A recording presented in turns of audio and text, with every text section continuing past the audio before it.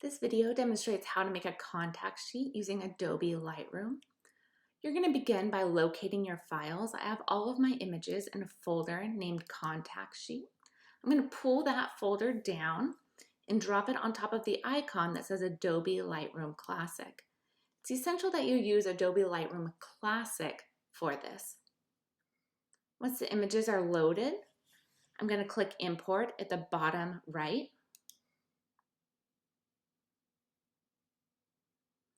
All of my images are now in the library. I'm going to sort them, View, Sort by file name. And want to choose the first 20 images. You need 20 images on each of your contact sheets. So I click on the first image, I hit the Shift key, and I come down and click on the 20th. So now I have 20 images selected. I'll go to the top and I'll choose the Print dialog box. Now I'm going to make some adjustments in the layout style. We want single image contact sheet.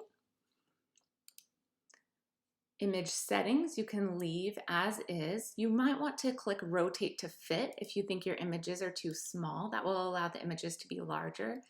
Don't choose zoom to fill. That will cut into some of your images. You want a little bit of room on the edges for the margins.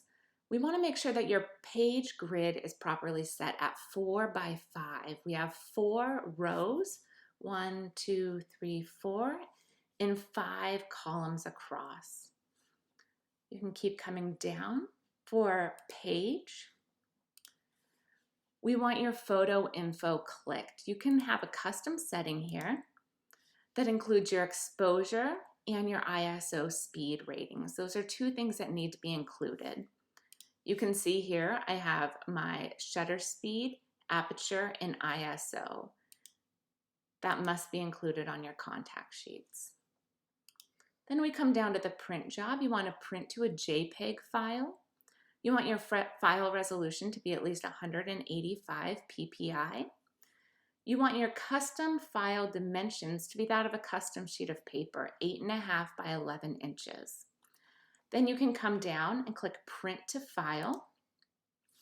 You'll save it with our standard naming convention. You'll choose your class number. This is PH115. We put 115.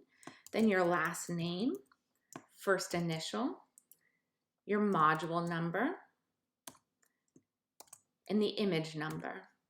This will be saving it where? To my desktop as a JPEG file. Click Save. And now I have a contact sheet completed on my desktop.